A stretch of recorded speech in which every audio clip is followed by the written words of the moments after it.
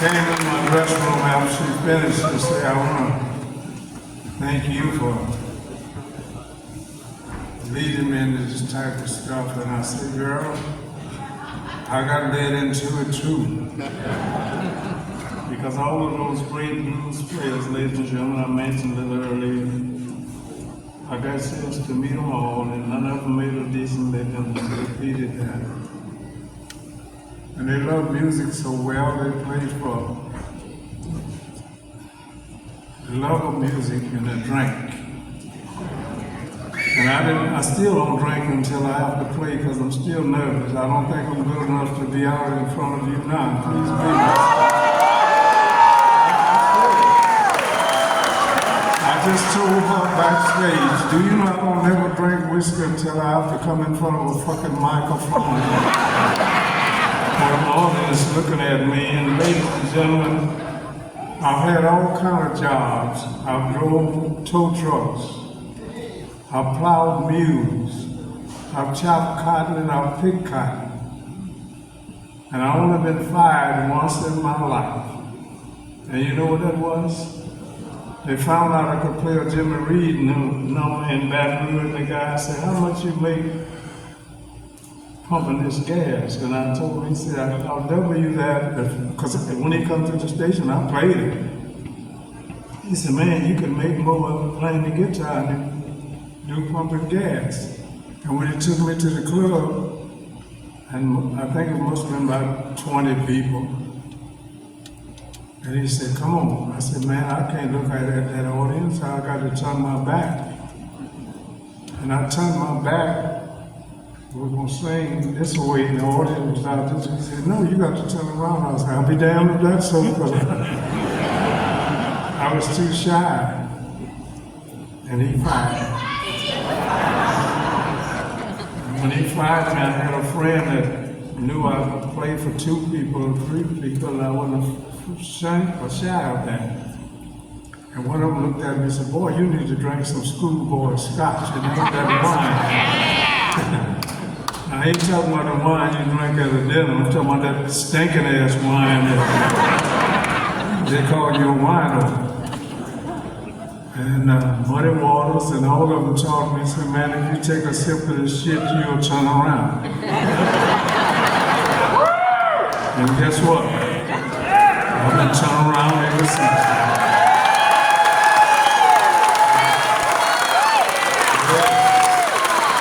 That couple of years here now, I still get better because I know when you all come to see me, I know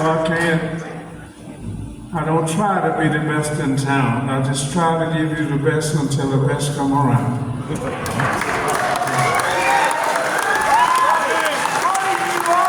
And let me give you a little something else. I know all of you all got children and probably grandchildren. And I'm not a politician, the reason I'm going to tell you this. If you got a child that's going to school and in the house with you, don't tell them what you think they should do as to be a lawyer or doctor or whatever. Because if it doesn't work, they're going to point their fucking face in your face and say, had it been for you, I would have been a football player. So let them make their choice and let's go along with them and support them 100% what they want to do. Thank you. And the reason I'm saying that, ladies and gentlemen, I got a son here tonight. And on the 4th of July and all the holidays in the summer, they would put the speakers in my yard and start playing records. And they would play Prince, Michael Jackson, and all that. And when they put my album on, my son run out there and said, oh no, don't play that. And he was underage. He was about 14. And the point I'm trying to tell you, they would take your sons and daughters and put them in the army in combat to kill or be killed. At 17 and 18 years old. And if they survive and come home at 20 years old, they ain't old enough to drink a beer, but they was old enough to kill or be killed. So now if you're gonna make a man, I'm not telling them to drink now, I'm just telling them it should be, you have a choice. Now if you can make a man out of them to go kill or be killed, they should be old enough to drink a fucking beer. What I'm trying to say is my son took that album off when he was 14 or 15 years old, and when he turned 21 years old, he walked into the club. And I hit the guitar note, I say,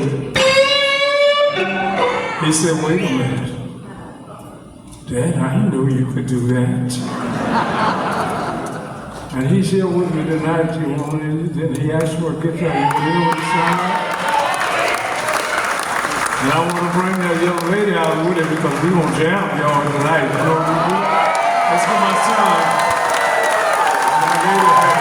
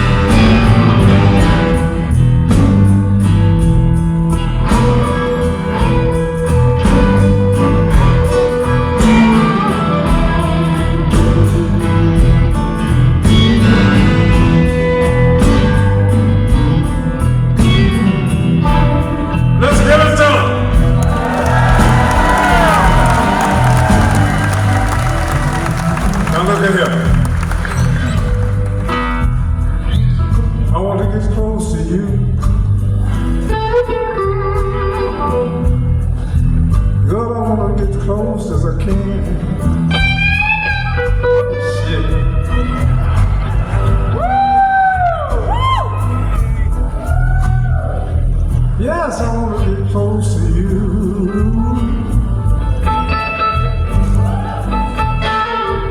Girl, I want to get close as I can.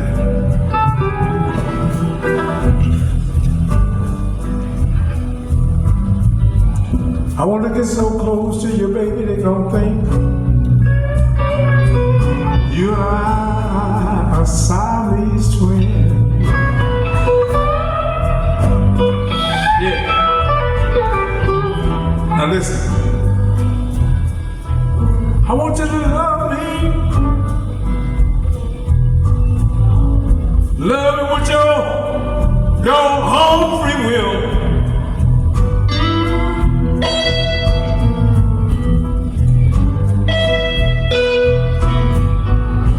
Yes, I want you to love me.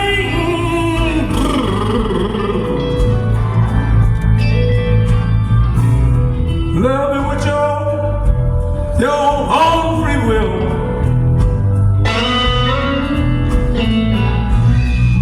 If you don't love me, baby, I believe your little sister will. I didn't write the fucking song, I'm just saying. Now listen. If your wife make you mad, don't get an attitude and pack your bags. Let me say that again.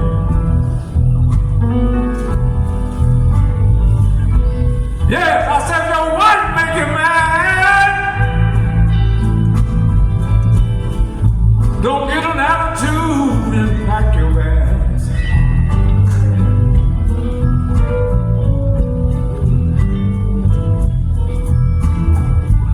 The 5 little children you're leaving behind, you're gonna pay some alimony or do some time. Guess what?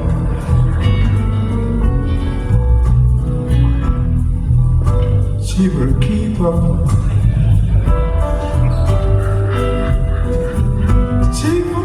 Cheaper to keep up.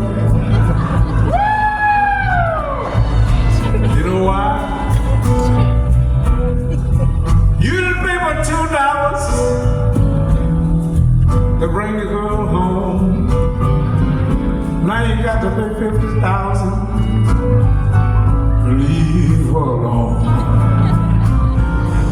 See another girl out there you just might want to make a switch. She ain't gonna want you 'cause you ain't gonna have shit. She gonna keep on. Thank you very much, I love you.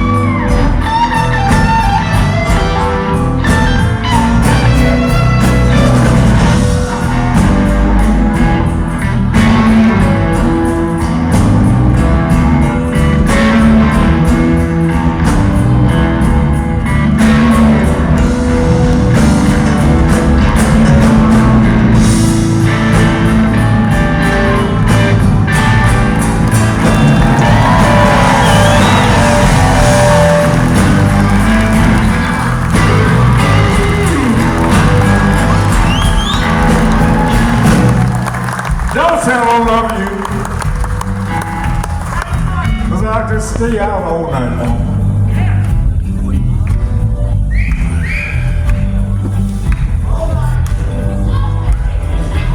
And don't say I don't love you. 'Cause I like to hang out all night long.